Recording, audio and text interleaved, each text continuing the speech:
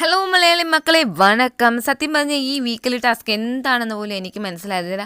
കാരണം അത്രത്തോളം ഇൻട്രസ്റ്റിംഗ് ആണോ എന്ന് ചോദിച്ചാൽ ഇൻട്രസ്റ്റിംഗ് അല്ല കേട്ടോ. ഈ ടാസ്ക് എന്ന് പറയുന്നത് ചുമ്മാ എന്താ ചെയ്യുന്നത്, ഇതിലെന്താണ് ഈ ടാസ്ക് കൊണ്ട് ഉദ്ദേശിക്കുന്നത് എന്ന് പോലും എനിക്ക് മനസ്സിലായിട്ടുണ്ടായിരുന്നില്ല. മറ്റുള്ളവർക്കും അങ്ങനെ തന്നെ ആവാൻ ചാൻസ് കൂടുതലാണ്. കാരണം ടാസ്കിൽ ഒരു ഇൻട്രസ്റ്റിംഗ് ഫാക്ടേഴ്സ് ഒന്നുമില്ല. ചുമ്മാ എന്തോ സൈക്കിൾ ചവിട്ടുന്നു, വെള്ളം വരുന്നു, എന്തോ സംതിങ് റോങ്. അതിൽ പിന്നെ കുറച്ച് കാര്യങ്ങൾ മാത്രമേ പറയാനുള്ളൂ. അതായത് റാണവിന് ഒരു പണിഷ്മെൻറ്റ് പോലെ അവർ ഇന്നലെ വൈകിട്ട് കൊടുക്കുന്നുണ്ടായിരുന്നു പാത്രം കഴുകാനായിട്ട്. പിന്നീട് രാവിലെയാണ് സ്വാപ്പ് ടൈമാണ്. അതായത് മാനേജേഴ്സ് അതിനകത്തു നിന്ന് തന്നെ ഒരാളെ തീരുമാനിച്ച് നോമിനേറ്റഡ് സോണിലേക്ക് പറഞ്ഞയക്കണം. അതേപോലെ തന്നെ നോമിനേറ്റഡ് ഫ്രീ സോണിലേക്ക് ലേബേഴ്സ് ഒരാളെ പറഞ്ഞയക്കണം എന്ന് പറയുന്നുണ്ട്. അങ്ങനെ മാനേജറിനകത്ത് നിന്ന് സൗന്ദര്യയ്ക്ക് പോകണം എന്നുണ്ടായിരുന്നു. അത് കാരണം സൗന്ദര്യം പോകണമെന്ന് അവർ തീരുമാനിക്കുന്നുണ്ട്, ലേബേഴ്സിൽ നിന്നും രഞ്ജിത്തിനെ. എന്നിട്ട് അവർ രണ്ടിൻ്റെ പേര് പറയുമ്പം ഇനി അതൊക്കെ ഇതിൽ ഇഷ്ടപ്പെടുന്നുണ്ട്, ഇവരെ അക്സെപ്റ്റ് ചെയ്യുന്നുണ്ടോ ലേബേഴ്സ് മാനേജേഴ്സ് എന്ന് പറയുമ്പം നമ്മുടെ ലേബേഴ്സ് പറയണത് സൗന്ദര്യം ഞങ്ങൾക്ക് താല്പര്യമില്ല, സൗന്ദര്യം ഞങ്ങൾക്ക് വേണ്ട. കാരണം ഇന്നലെ അവരുടെ ഉത്തരവാദിത്തങ്ങളൊക്കെ നിറവേറ്റിയായിരുന്നു നമ്മൾ കാണുന്നത്, പക്ഷേ ഇത് കള്ളവാണ് എന്നൊക്കെ പറയുന്നുണ്ട്.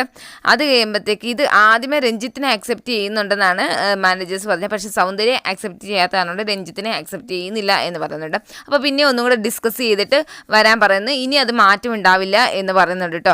അങ്ങനെ ഏറ്റവും അവസാനം മാനേജറിൽ നിന്നും വിശാലും ലേബറിൽ നിന്നും അരുണും അങ്ങോട്ടും ഇങ്ങോട്ടും സ്വാപ്പ് ചെയ്യുകയാണ്. അപ്പം ഇപ്പം അറിയാമല്ലോ, ഒരാഴ്ചയായിട്ട് അരുണ് എന്തൊക്കെയോ കാട്ടിക്കൂട്ടുന്നുണ്ട്. അതിൻ്റെ ബേസിൽ തന്നെ കുറേ കാര്യങ്ങൾ ആർഗ്യുമെൻ്റ് ഒക്കെ ചെയ്യുന്നുണ്ട്. അതായത് നിങ്ങൾ മാനേജർ ഷൂസിൽ നിന്ന് തന്നെ നിങ്ങൾ നോക്കുന്നു, ലേബർ ഷൂസിൽ നിന്ന് നോക്കും, എന്നാലും നിങ്ങൾക്ക് അതിൻ്റെ പ്രശ്നങ്ങളൊക്കെ മനസ്സിലാവൂ എന്ന് പറയുമ്പോഴത്തേക്ക് കുറേ നേരം ആർഗ്യുമെൻറ്റ് കഴിയുമ്പോൾ വീണ്ടും ഒരു അലാറം അടിക്കുകയാണ് ബസ്. അപ്പം വീണ്ടും പറയുന്നത് സ്വാപ്പ് വീണ്ടും ചെയ്യണമെന്ന് പറയുന്നുണ്ട്. അപ്പം നമ്മുടെ മാനേജേഴ്സ് എല്ലാം അരുണിനെ തന്നെ വീണ്ടും നോമിനേറ്റഡ് സോണിലേക്ക് അയക്കാം എന്ന് തീരുമാനിക്കുകയാണ്.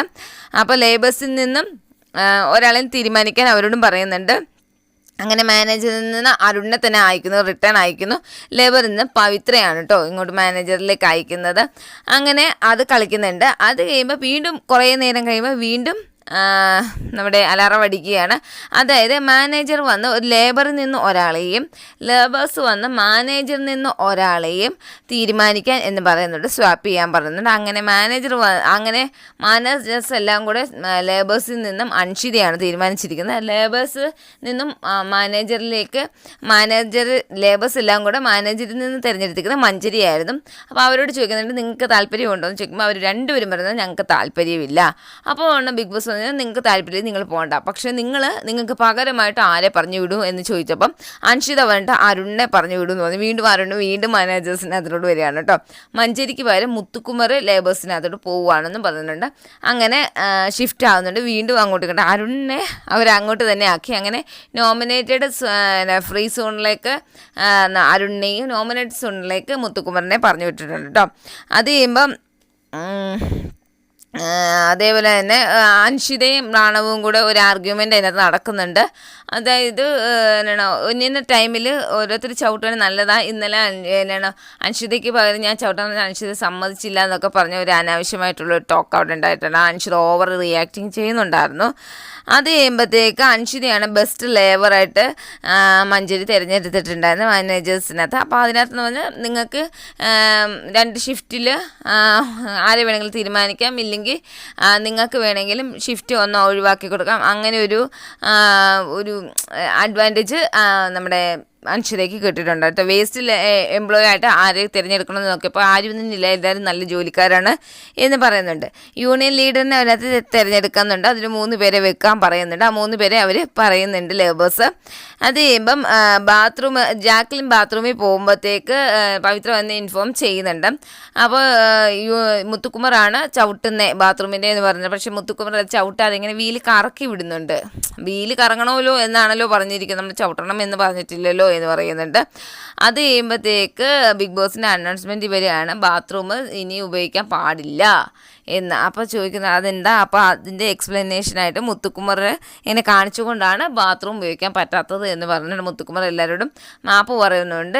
അത് കഴിയുമ്പോഴത്തേക്ക് കുറേ നേരം കഴിയുമ്പോൾ ബിഗ് ബോസിൻ്റെ ഒക്കെ കുറേ നേരം പറഞ്ഞു കഴിയുമ്പോൾ ബിഗ് ബോസിന് ബാത്റൂം ഉപയോഗിക്കാം, പക്ഷേ മാനേജേഴ്സ് പണിഷ്മെൻറ്റ് തീരുമാനിക്കണമെന്ന് പറയുന്നുണ്ട്. അപ്പോൾ ഇനി തൊട്ട് പാചകം ചെയ്യുന്നത് തീരുന്നിടം വരെ ഞങ്ങൾ പറയുന്നുണ്ട് മുത്തുകുമാർ ഗ്യാസിൻ്റെ സൈക്കിൾ ചവിട്ടണം.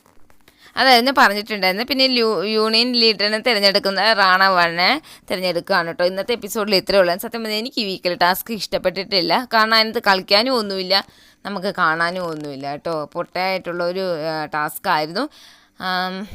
എന്ത് പറയാൻ, അടുത്ത ആഴ്ചയിലെങ്കിലും നല്ല ടാസ്ക് ഉണ്ടാവട്ടെ എന്ന് ആഗ്രഹിക്കുന്ന നാളത്തെ എപ്പിസോഡിൻ്റെ റിവ്യൂ ആയിട്ട് വരാം കേട്ടോ.